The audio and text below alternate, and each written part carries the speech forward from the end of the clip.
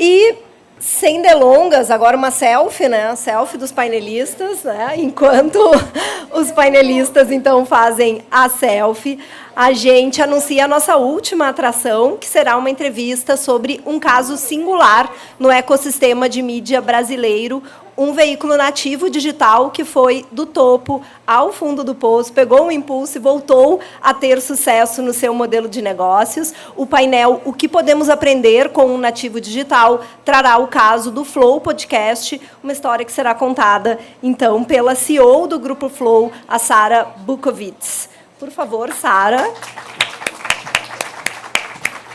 E, para compor a nossa mesa, eu convido o jornalista Celes Nafs, que veio aí direto de Macapá e que vai participar com a gente aqui no painel, com a entrevista com a Sara. Então, este painel terá uma dinâmica diferente dos demais, pois a Sara terá, então, os seus 15 minutos para apresentar o caso Flow e depois abriremos uma conversa que será comigo na mediação, com o Celes e com a participação do público, que será selecionada pela Semaia Oliveira, que está nos acompanhando, então, pelo YouTube. Então, sem delongas, espero que as telas já estejam aí. Porém, quero apresentar aqui a Sara Bukovitz, é CEO do Grupo Flow, eleita como uma das melhores Chief Marketing Officers, CMOs, do Brasil pela Forbes e nomeada pela versão brasileira da lista Woman to Watch. Economista de formação pela USP, possui especialização em branding, mídias sociais pela Kellogg School of Management, formação de conselheira pela St. Paul Escola de Negócios. Em sua carreira, já esteve à frente da comunicação de grandes empresas como ESPN, PepsiCo Brasil e Global, Mondelez Brasil e Mastercard Brasil, como vice-presidente de marketing e comunicações. Além disso, é mãe do Noah e defensora do poder da pluralidade na promoção da inovação e da prosperidade nos negócios. Sara, por favor, sua apresentação e já continuaremos com a nossa conversa. Olá, boa tarde. É um prazer estar aqui. É muito difícil ser a última, né? Conto com vocês dois para a gente ter dinamismo aqui. Todo mundo está pensando no happy hour. E eu estou pensando no meu voo, que eu vou ter que pegar. Vou perder o happy hour, então estou muito triste por causa disso. Mas faltou uma coisa. Teve tantos nomes e coisas em inglês na minha bio. E faltou uma coisa muito importante, que eu estou muito emocionada de estar aqui, porque eu sou filha do Sistema S. Eu estudei no SESI, da 1ª à 8ª série. Então, estar aqui, para mim, hoje, né, pensando na minha trajetória... Esse lugar é tão bacana, né? É muito bacana. Então, eu sou filha do SESI. É muito bom estar aqui. Eu vou falar do Grupo Flow. Você quer se apresentar, Celes? Meu nome é Celes Nafis. Muita gente já me conhece aqui do grupo, da Alright. E vim lá de Macapá, que fica a 600 quilômetros lá de Oiapoque, né, perto da Guiana Francesa. E fui apresentador da afiliada da Rede Globo em Macapá durante 19 anos. E estou aqui para fazer esse bate-papo. Agradeço pela confiança aí. Vamos lá. Você vai pegar leve comigo, né? Vou sim. Não vou fazer. Flow, as pessoas não vai ter muito assistem quebra-queixo, não. Eu assisto muito. Ai, que bom, que bom. Isso é bom. E é muito oportuno esse tema, porque eu acho que cada um de vocês aqui, em algum momento, já foi cancelado, né, na internet, até principalmente por causa de publicações que a gente faz no campo político. Até se você der um bom dia hoje em dia, tem gente com raiva o suficiente na rede social para fazer o apedrejamento, né? Então, acho oportuno esse tema aqui. Vamos falar sobre isso, falar sobre os nossos erros e acertos e como vencer no mundo digital, né? Falando aqui uma rápida linha do tempo, o Grupo Flow, o Flow nasceu em 2018, em Curitiba, com o Monark, com o Igor. Depois chegou o Jean, que está até hoje com a gente. E aí foi um crescimento, né? Em 2020, a gente começou a trazer outros podcasts, como a Deriva, o Podpah também nasceu no Flow. 2021, a gente começa a pensar em novos segmentos, com Vênus, com Prosa. Em 2021, chega o CEO, que foi meu antecessor, o André Geiger. A gente também começou a ter uma visão de hub de conteúdo. Nasce o Follow Games, nasce um monte de coisa. A gente vai para São Paulo, aluga 2 casas, investe pra caramba, e aí em fevereiro tem o Monark Day. Monark Day. O dia em que o Monark, que era o sócio fundador, ele, dentro de um contexto de que ele falava, a fala dele foi: eu defendo tanto a liberdade de expressão que eu acho que no Brasil poderia ter um partido nazista, assim como existe na Alemanha. A fala dele está errada. Ele quis defender uma coisa da pior forma possível, né? E ele entendeu o erro que ele cometeu, e em 24 horas ele estava fora do Flow.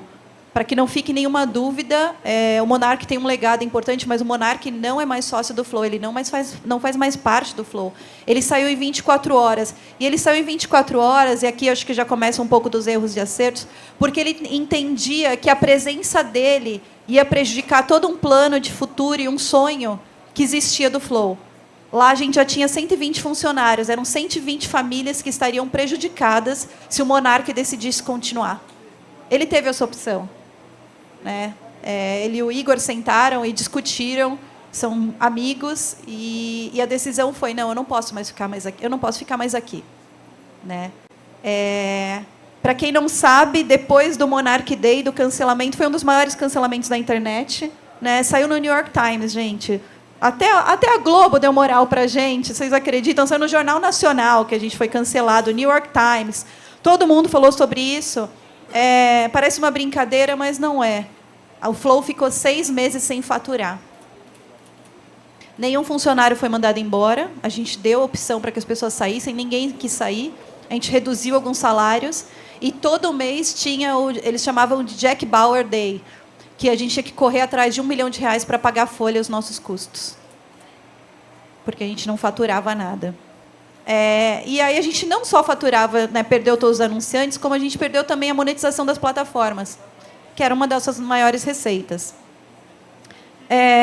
O que a gente nunca deixou de fazer foi acreditar na relevância do conteúdo e na nossa missão de trazer um conteúdo crítico, trazer diferentes pontos de vista.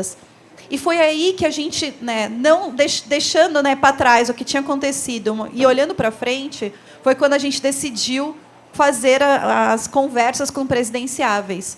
E aqui começa a nossa virada. Acho que é importante falar que a gente perdeu receita, mas em uma semana a audiência já tinha voltado. Por quê? Outra coisa de erros e acertos, né? Pode-se comprar audiência, mas o Flow nunca investiu R$1 para comprar audiência. Toda audiência que a gente tem, ela é orgânica. Então, aqui é um aprendizado, né? Para quem quer ter uma mídia digital de longo prazo e consistente. No nosso caso, a gente nunca comprou audiência. E foi essa audiência, essa comunidade, que mesmo depois de um cancelamento, continuou nos ouvindo, nos assistindo. Então, essa é um dos erros e acertos. Foi um acerto nosso. Foi um erro ter falado aquilo, mas foi um grande acerto nunca ter comprado uma audiência, mas ter construído uma comunidade.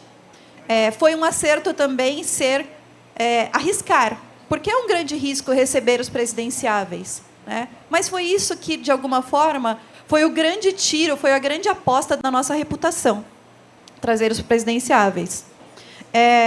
Então, isso foi 2022. E 2023, né, já com crescimento, eu chego no Grupo Flow como CEO no final do ano. Como a gente se posiciona, a gente é muito mais do que um podcast. Tá? Hoje, a gente se posiciona como um ecossistema de mídia, de negócios dedicados à economia criativa, com produção de conteúdo, mídia e publicidade. E a gente acredita muito, nossos 3 pilares são pluralidade, transparência e diálogo. E o nosso sonho, acho que junto com todos vocês, é transformar a comunicação brasileira.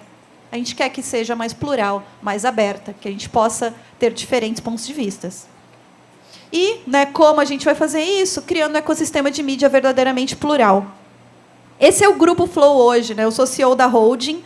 A gente tem todas essas unidades de negócio, uma unidade de tecnologia, uma produtora audiovisual, uma agência de conteúdo digital e todo o nosso hub de conteúdo. Então, vocês falaram muito de jornalismo. Nós não somos um veículo de mídia, nós somos um hub de conteúdo digital. Nós temos uma vertical de conteúdo de mídia, que é o Flow News. Lá nós temos jornalistas. Né? Nas outras unidades, nós entregamos entretenimento, conversas. Mas o fato, ele é falado, né, no Flow News, que, inclusive, eu tenho muito orgulho de dizer que o Carlos Tramontina, que vocês conhecem, né, a gente tem o Carlos Tramontina, a Glória Vanik, o Rafa Colombo. O Carlos Tramontina, depois de 30 anos, sai da Globo e vai para o Flow.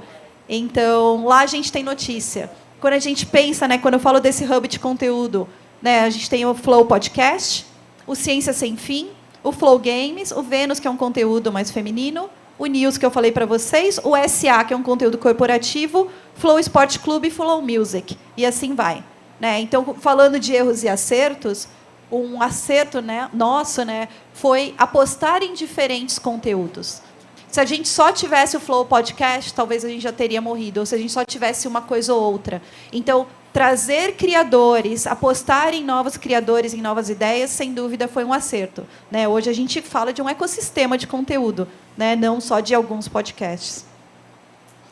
Hoje, o nosso tamanho, né? A gente tem 25 canais no YouTube, 12 contas no Spotify, a gente fala 30 programas, então é muita coisa. Mas mais do que o número do que a gente faz, é com quem a gente fala.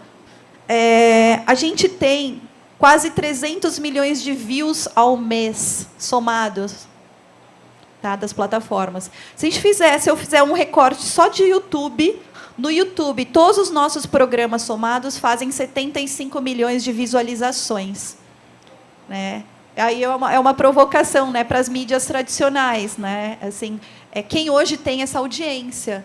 E, de novo, uma audiência construída de uma forma orgânica e verdadeira. Isso nos traz muito orgulho. Nosso carro-chefe, né, o carro-chefe, o meu chefe, que é o dono, o Igor, que a gente tem o Flow Podcast, que é o nosso maior programa. O Igor fala com 20 a 30 milhões de brasileiros por mês, tá, o número de views. São 18 milhões de seguidores. Ele é realmente um fenômeno. Né? Acho que a maioria de vocês conhecem o Igor. E ele realmente acredita na pluralidade. E outro acerto foi ser muito fiel. O Igor e nós somos muito fiéis aos nossos valores. Né? A ética é algo que nos permeia todos os dias. O Igor nunca aceitou, nunca recebeu e nunca pagou nenhum real para alguém sentar na mesa dele. Isso garante a nossa credibilidade também. Então, para mim, isso é um acerto. É ser fiel, mesmo que a gente, no momento que a gente mais precisou de dinheiro para pagar nossas contas, ele recusou ofertas de políticos, de celebridades, para sentarem na mesa dele. Tá? Então, isso é um outro aprendizado, né? Como é que a gente pode ser fiel à nossa ética. E eu sempre falo, né, assim, essa audiência, 20, 30 milhões de views, possivelmente 90% de qualquer programa hoje da TV aberta tem menos audiência do que o Igor faz, o que o Flow Podcast faz por mês. Nada contra as outras mídias, tá? Eu só quero trazer a dimensões para vocês do quanto juntos, né, no meio digital, com qualidade, a gente pode atingir grandes audiências, né? O pessoal do Secom aqui falou de audiência, né? Acho que é importante entender que é possível atingir grandes audiências. Falando rapidamente dos nossos recordes, né, a gente foi o primeiro videocast com mais de 1 milhão de seguidores simultâneos, que foi na live com Lula. 2020, podcast mais pesquisado do mundo, por bons e maus motivos. A gente foi o primeiro videocast do mundo a conversar com o presidente em exercício, na época o Bolsonaro. A gente foi o primeiro canal do YouTube a transmitir um jogo antes da Cazé TV. A gente começou a transmitir a Série B do Brasileiro, mas aí com cancelamento a gente perdeu. Mas tudo bem. Então, a gente tem recordes atrás de recordes. E eu vou passar rapidamente esse vídeo para vocês entenderem um pouco mais da nossa essência. O mais inteligente de levar a vida deve ser viver no presente. Nós não somos só uma produtora. Televisão mudou, rádio mudou por causa do Flow. Sim. E propaganda na televisão mudou. Então, pensar existe. Não pensar também existe. E quando você percebe ambos, é como perceber noite e dia simultaneamente. Salve, salve, viajantes, sejam bem-vindos! Apertem os cintos, pois estamos indo para Vênus. Eu sempre senti falta desse espaço na mídia brasileira. Salve, salve, amigos da ciência em todo mundo! Bem-vindos a mais um Ciência Sem Fim.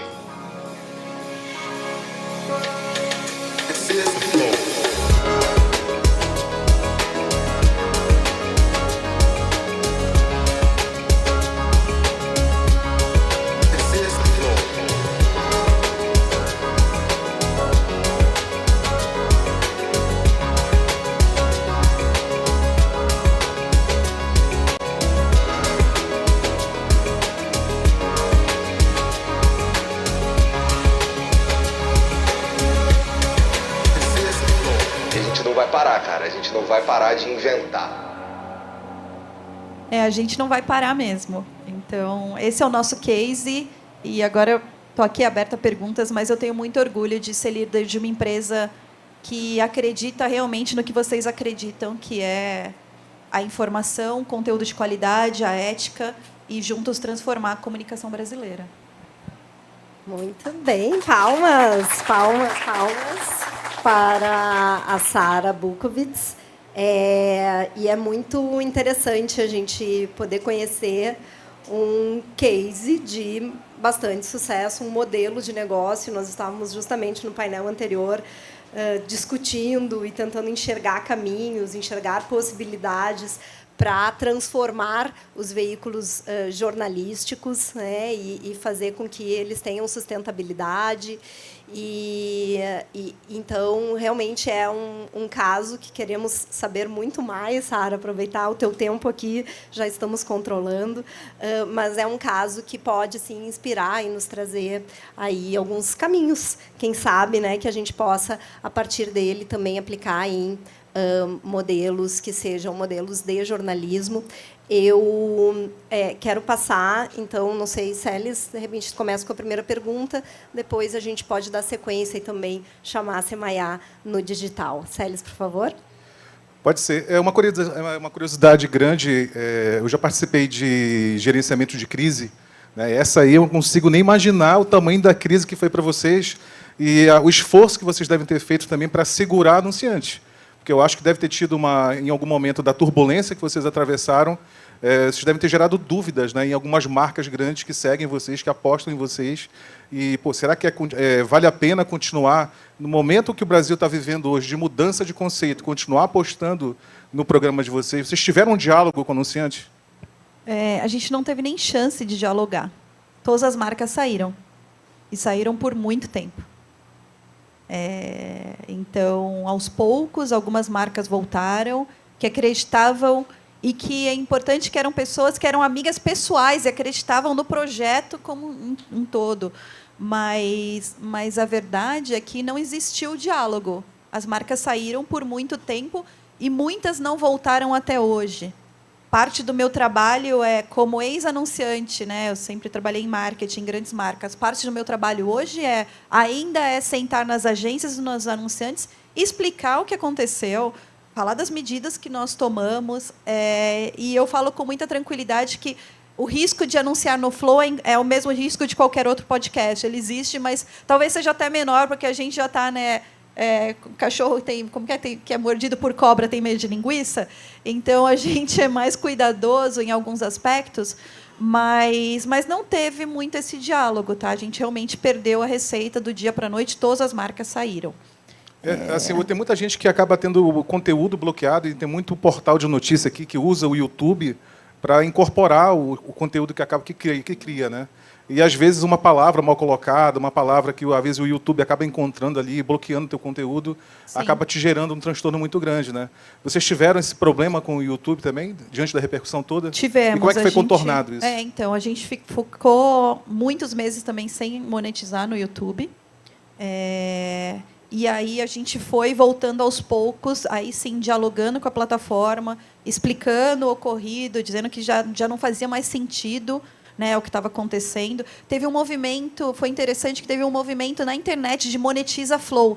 Então, os próprios criadores de conteúdo, os próprios fãs começaram esse movimento para que o Flow voltasse a ser monetizado. O que isso quer dizer? Que a gente voltasse a receber da plataforma, da audiência que nós tínhamos, que a gente não conseguia nem receber. Para vocês terem uma ideia, a gente não tinha nem...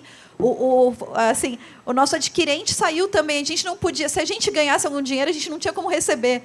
Porque até o nosso meio de pagamento nos cancelou. Então, foi muito tempo de diálogo. E hoje eu posso te dizer que nós temos uma relação muito boa com as plataformas, com o YouTube, principalmente. A gente está lá o tempo todo. Porque eles entenderam a nossa relevância, mas mesmo na plataforma foi muito difícil. Mas falando em erros e acertos e modelo de negócio, eu acho que esse foi um acerto, foi onde a gente acertou. Desde o princípio, começar como videocast. Tá? Então, por que isso, sobre o ponto de vista de negócio, ele é importante, ou foi importante? Porque o conteúdo em vídeo, principalmente no YouTube, ele é monetizável. Né? Então, eu sei que tem muitos jornais que trabalham exclusivamente com voz, né? O que adotou o rádio e levou o rádio para o digital. Mas uma dica de modelo de negócio é fazer conteúdo em vídeo e publicar isso em plataformas que te monetizem. O Spotify não monetiza como o YouTube monetiza. Então, né, tirando o momento da crise, hoje, mais de 40% da nossa receita vem da audiência, vem das plataformas. Né? E, para mim, isso foi um acerto de modelo de negócio. Sara, eu quero pegar esse gancho e te pedir para explicar um pouco para nós qual é realmente o modelo de negócio do Grupo Flow hoje, quais são as fontes de receita. A gente viu aqui no painel anterior o quanto os veículos de jornalismo ainda são muito dependentes, né, da publicidade tradicional. E a gente fica buscando, né, modelos, e aí tu nos trouxe, não somos um grupo de jornalismo, apesar de termos um produto de jornalismo, mas qual é esse modelo e como que tu enxerga que os veículos de jornalismo podem aprender com ele? Ainda a gente depende muito de marcas, gente, de publicidade. Eu falo lá assim, olha, nosso dinheiro vem... Quem paga nosso salário são as marcas, ou via o anúncio na plataforma, ou via publicidade. Ainda tem, né, a gente tem muita dependência. Então, a maior fonte, né, as maiores fontes de receita é plataformas, publicidade direta, e hoje parte do meu trabalho é buscar novas fontes de receita. Então, por exemplo, a gente lançou uma lojinha, então ali a gente espera trazer alguma fonte de receita. A gente vende serviços. Hoje a gente usa nossos estúdios, eu faço produção de conteúdo, então eu brinco assim, a gente faz o meu podcast Minha Vida. Se você tem um sonho de ter um podcast, a gente produz para você com a qualidade do Flow. Então, a nossa busca hoje é trazer novas fontes de receita, principalmente trazendo serviços que agreguem valor com o nosso expertise, produzindo novos podcasts, fazendo conteúdos exclusivos para marcas, também, né, criando produtos e serviços, enfim, essa nossa visão. Assinaturas, modelos, né, de conteúdo premium, trabalhar com monetização na Web3. Então, o nosso olhar está sempre para frente. Né? A gente vai ter uma casa, então vai ter um espaço para creators. Sempre, né, a gente não vai deixar de fazer o que é o mais importante para o nosso negócio, que é o conteúdo. O conteúdo é o nosso coração. Parte da rentabilização vem de lá, das receitas, mas a nossa ideia é sempre olhar outras fontes de receita também. Eu já tenho uma outra pergunta, o Celes também, mas queremos chamar a participação da Semaia Oliveira, que está acompanhando no YouTube os nossos digitais, né? A nossa audiência digital. Semaia, bem-vinda. O que estão falando por aí no YouTube? Conta para nós. Marlise, nós estamos nesse momento com 130 pessoas ainda conectadas conosco, assistindo a Sara. Eu estou insistindo, ainda não recebi nenhuma pergunta, mas eu tenho uma pergunta, que é em que momento e por qual estratégia decidiram investir no jornalismo também com o Flow News? É uma ótima pergunta, porque Obrigada, esse foi um momento importante para a gente. No momento em que nós decidimos ser um ecossistema de mídia digital, o jornalismo ele tinha que estar presente. O jornalismo ele traz credibilidade, né? Ele traz outras coisas que só o conteúdo entretenimento não tem. Então, a gente, dentro desse plano de transformar a comunicação brasileira, era essencial que a gente tivesse uma vertical de jornalismo. E a gente ainda está aprendendo, né? Mas eu preciso falar que a gente ainda investe mais do que ganha no jornalismo. Tá? Então, o jornalismo hoje não é uma vertical ainda rentável para o Flow, mas que está tudo bem, faz parte do nosso plano de negócio continuar investindo para que, no longo prazo, isso tenha algum retorno. Mas basicamente, a decisão ela permeou porque, se a gente quer ser um ecossistema de mídia, o jornalismo ele é um dos corações para que a gente possa impactar, né, os brasileiros. Eu queria saber se vocês têm planejamento para... assim, você não faz parte da equipe editorial, né, da produção de conteúdo, mas da relação com o mercado o mercado anunciante, né? E eu tenho uma curiosidade de saber se vocês vão produzir algum tipo de conteúdo, ou se ouviu falar na equipe lá durante a discussão das pautas e tal, de mostrar o Brasil, né? Mostrar, de ir para outros estados e ter convidados, né, na bancada do Igor, na bancada de vocês, que representem culturas tão diversas da Amazônia, do sul ao norte do Brasil. Sabe que esse é um dos nossos objetivos, sim, porque a gente foi muito centrado no Sudeste, né? E aí tem uma questão que eu falo muito lá, para que a gente não seja escravo do nosso próprio algoritmo. O que eu quero dizer com isso?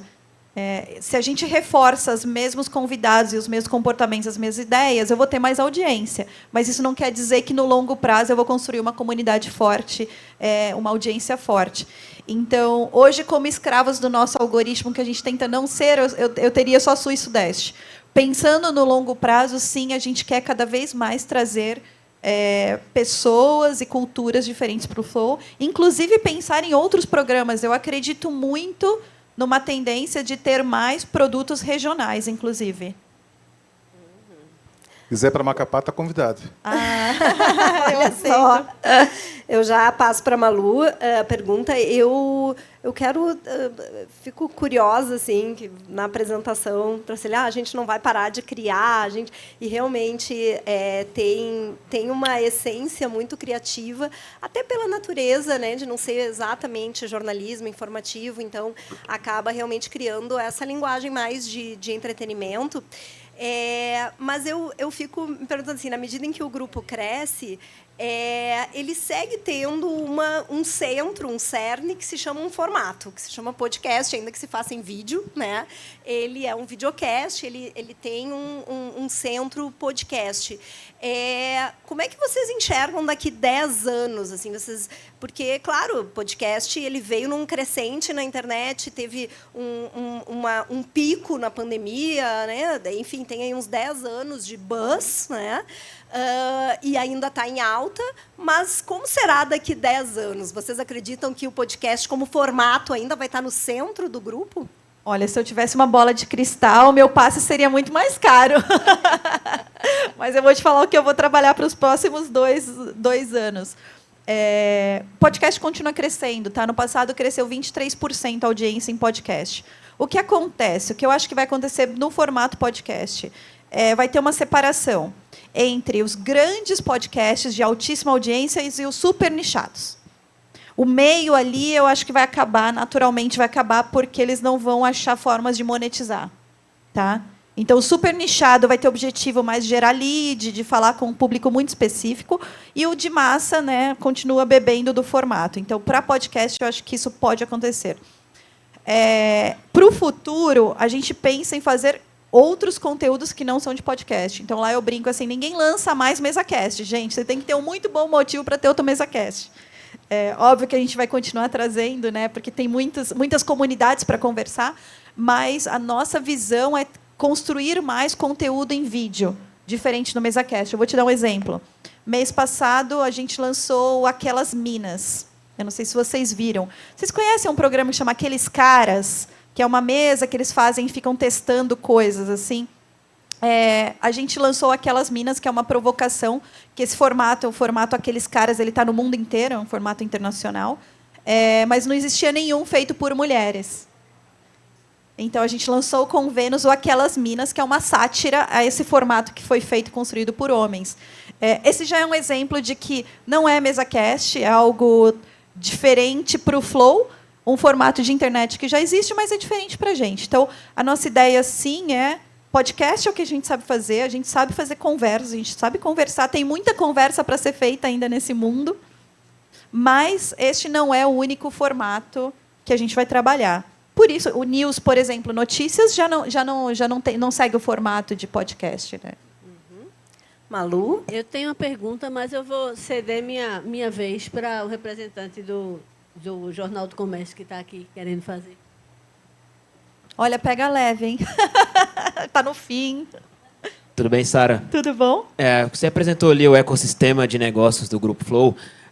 para além dos produtos de conteúdo, vocês têm uma empresa de tecnologia, uma agência. Como é que existe a sinergia entre esses negócios? Como é que um negócio complementa o outro nesse ecossistema? Muito bom. Malu, O ecossistema ele existe exatamente para isso, né? Então, vou te dar um exemplo.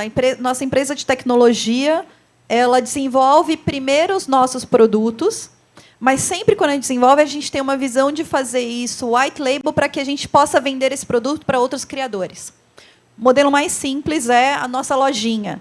Então, a lojinha do Flow, se você é um criador, você vai poder usar a nossa estrutura de loja para criar sua própria loja.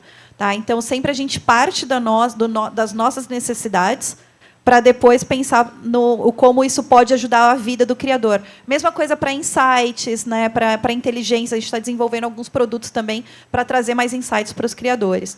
A agência de publicidade também. A agência de publicidade que a gente tem dentro do grupo é o nosso... A gente não tem um time comercial. Eu tenho uma agência de publicidade que faz do brief, do começo até o final da entrega. Então, a gente fala com o anunciante ou com as agências, cria, entrega, faz a pós-venda. Para o Flow e para qualquer outro podcast. Então, por exemplo, a gente vende Podpah, vende Pod Delas dentro dessa agência.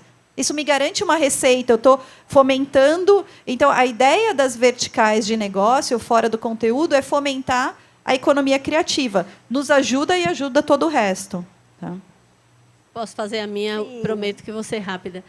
Sara falou sobre a importância do formato vídeo para ter alavancado. E eu me lembrei que Fioroto também falou nisso, né, da super tendência, principalmente das novas gerações, que estão consumindo cada vez mais vídeo. Eu acho que isso é um alerta importante para quem trabalha com mídia, porque é uma tendência, vai ser muito difícil quem não tiver trabalhando com o formato se manter até num longo prazo no mercado.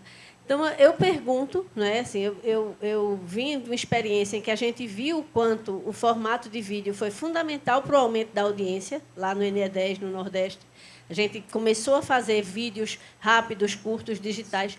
A minha pergunta é, como é que a gente começa, porque aqui tem muita gente nos ouvindo, que não tem a estrutura do Flow, que não tem os estúdios Flow, né? Como é que a gente começa a fazer isso de uma forma simples, que não seja muito onerosa e que comece a popular o seu conteúdo com vídeos que façam, que falem com essas novas gerações, que dialoguem com as novas gerações? Isso é maravilhoso, porque assim, é vídeo em formato curto vertical. Tá? Então, hoje, por exemplo, nossas conversas de 2 horas, elas se transformam em dezenas de cortes. E 70, quase, dependendo do programa, gente, 60%, 70% da audiência vem dos cortes e não do programa inteiro. Então, esse dado é importante para a gente quando a gente fala em audiência, né? Vídeos curtos, formato vertical, é uma tendência importante. Tem que ter as duas coisas. O longo te traz a credibilidade, a conversa, o aprofundamento. Mas, sem julgamento, as pessoas hoje consomem vídeos curtos e rápidos, e os jovens também. E aí tem a nossa responsabilidade do tipo de conteúdo que vai nesse vídeo curto. Né? Então, aqui a reflexão vamos entender o formato, mas nunca deixar de ser responsável em relação ao que vai nesse formato. Como fazer? Primeiro, quebrar os paradigmas da produção, né? Da produção tradicional. Para fazer um vídeo curto, vertical, você só precisa de um celular e conteúdo. Então, começa com o seu celular, gente, nada mais do que isso. É legal ter estrutura e tudo mais, mas a internet, as pessoas estão acostumadas com outra entrega de produção. Né? Então, vamos nos aproveitar desse costume, dessas novas gerações, de já terem uma outra base de produção, para que a gente comece a fazer um celular com uma câmera de boa definição, um bom microfone, e você ter um bom conteúdo. É só isso que precisa para começar. Sério? Você falou no início, na apresentação, que um dos produtos do grupo, não sei se eu entendi corretamente, mas é fazer uma espécie de mentoria para quem quer fazer também um produto similar. É isso? Mais do que mentoria, a gente produz podcasts. Então, se alguém tem, né, por exemplo, se a Alright quer produzir um podcast próprio, a gente faz toda essa produção. E produção e entrega, inclusive cortes, tudo, né, o layout. Então, a gente produz qualidade de flow para qualquer outro produto, mas sem ter a responsabilidade editorial, né? Então, Mas tem que assim, ir não lá é para o estúdio Flow ou posso fazer da minha cidade dentro do padrão que vocês exigem? Olha, tem que ter, mas é um bom produto pensar em fazê-la da sua cidade, viu? Fazer mentoria mesmo. Ó, surgindo Gostei, parcerias já aqui. temos uma nova fonte Surgindo de receita. parcerias. Sara, eu gostaria de puxar um ponto que tu trouxe para nós na questão lá do Monarch Day, que teve uma desmonetização e depois teve um movimento que tu chamou de da comunidade para Monetiza Flow, né? E aí eu gostaria de trazer um aprendizado desse acerto, que eu chamaria de acerto, que é a construção de comunidades. Então, minha pergunta é, como que vocês fizeram essa construção de comunidades e, principalmente, como é que vocês mantêm, quais são os canais, quais são as pontes, como é que vocês nutrem essa comunidade a ponto de ter pessoas que chegam a fazer até campanha para o grupo? Eu acho que a gente pode pensar no cerne da palavra comunidade, independente do digital ou não digital, né? O que é uma comunidade? É um grupo de pessoas que dividem os mesmos valores que você, que de alguma forma compartilham algo que você também compartilha, né? No mundo digital isso ganha grandes proporções. Como é que a gente faz? Sendo fiel à nossa essência, sendo fiel ao nosso conteúdo, dialogando com a comunidade. Então a gente fala muito, lê os comentários, fala no dia a dia com a comunidade. E outra coisa que é importante é a expectativa do que é uma comunidade, como ela é construída. Demora, gente, para se construir uma comunidade com uma audiência realmente embasada, demora anos. O Flow News com Tramontina começou agora a ter 100 mil inscritos. De novo, a gente poderia ter comprado mídia e acelerado, mas esse não é a forma como a gente trabalha ainda, né? Não sei o que vai ser o futuro, mas não é como a gente trabalha até hoje. Mas assim, o Flow News é um bom exemplo. Demorou mais de um ano para a gente chegar a 100 mil inscritos. Então, precisa de consistência, ouvido para entender o que está acontecendo, agir rápido e tempo também. Muito bom. Bom, Acabou. nosso tempo esgotadíssimo. Dani Bueno, maravilhosa, aqui na direção, já está ali, na minha linha, ela se posicionou na minha linha de olhar. Quero aproveitar e agradecer a Dani, grande elenco, né, toda a equipe da Alright, os nossos tradutores de Libra, todo mundo que trabalhou aqui com a gente hoje para realizar esse encontro, esse Alright Summit. E a Malu, o Seco, que lideraram aí todo esse processo. E quero liberar a Sara Bukovitz, que tem o voo agora daqui a pouquinho, ela disse que tinha que ser liberada antes das 6h30. Vou pedir, então, para vocês dois darem uns 30 segundinhos de despedida para a gente encerrar esse painel. E também gostaria de pedir para colocar a Semayá aqui em tela, para a gente também poder se despedir dela, que participou com a gente, agradecendo também toda a equipe digital que está aí nos bastidores, também proporcionando essa transmissão ao vivo no YouTube. Bom, quando eu criei o portal, nosso portal, assim, 11 anos atrás, hoje nós somos um birô, claro, eu não tenho 120 funcionários, 180 funcionários como vocês têm, mas nós somos 10 profissionais, né? E como um dos palestrantes lá do Netflix disse, e isso aí cabe até um debate a respeito disso, né, que dá para fazer o que 10 pessoas, 20 pessoas fazem com apenas 2 pessoas e ter um mesmo faturamento, um faturamento maior, mas isso a questão da qualidade, da ética, isso passa por um outro debate. Mas assim, eu fico muito feliz de ter vindo para cá, agradeço o Seco e toda a equipe da Alright, porque quando eu fiz o site 11 anos atrás, eu nunca poderia imaginar que eu ia participar de um encontro com outros veículos, com outros irmãos de jornada, né? Cada um aqui sabe da dificuldade que é empreender na comunicação e, no início, eu tive que bater de porta em porta para poder explicar que era relevante, sim, anunciar na internet. Sabe? Que não tinha só televisão, que não tinha só rádio, e hoje em dia o nosso portal ele recebe, toda vez que tem campanha publicitária das grandes marcas, a gente tem pedidos de media kit ou de orçamento. Então, é isso, cara. Dá para fazer, dá para chegar, e eu estou aqui com vocês. Valeu. Obrigado. Eu quero agradecer também o convite da Dani, da Malu, de todo mundo, e eu queria dizer que Essa tarde foi muito importante para mim, porque eu aprendi muito com vocês. Eu não sou jornalista, eu não estou nesse meio, eu sou CEO de um grupo de mídia, eu era marqueteira. Então, mais do que compartilhar, para mim foi um dia de muito aprendizado, de muitos insights. Eu estou levando um monte de anotação, coisas para aplicar lá no Flow que eu ouvi de vocês e que eu estou aprendendo. Então, o meu agradecimento é por me ouvir, mas também por ter tido o prazer de poder ter aprendido com cada um de vocês. Obrigada. Muito obrigada. Vocês podem voltar aos seus lugares. Quero também chamar a Semayá aqui. Semayá, muito obrigada pela sua participação com a gente nessa tarde. Quer dar uma última palavrinha? Marlise, eu que agradeço. Foi um prazer estar com a Right Summit hoje. E o pessoal aqui no online está também agradecendo muito, dizendo que foi uma tarde, um dia com muito conhecimento, com muito aprendizado. Nós tivemos mais de 2.600 pessoas conosco durante o dia inteiro. Então, ou seja, um sucesso absoluto. Parabéns a todos, a todas. Muito obrigada pela recepção. Obrigada, Semayá. Até a próxima. Então, esse foi o Allright Summit 2024. Agradeço a presença de todos os convidados aqui no SESI Lab em Brasília, também o público que acompanhou online pelo YouTube. Convido quem está aqui conosco para acompanhar a nossa sessão de lançamento do livro Como Transformar Tendências em Ações. Vai ter um espaço para autógrafo, vai ter fotos com os autores, vai ter um coquetel comemorativo, portanto, o encontro vai ser aqui na varanda do 2º andar. E quem está em casa pode acessar no chat o link para a edição do livro em português e em inglês. O livro está traduzido para o inglês e pode baixar gratuitamente. Então, foi um privilégio dividir essa tarde com todos vocês. Muito obrigada. Até a próxima.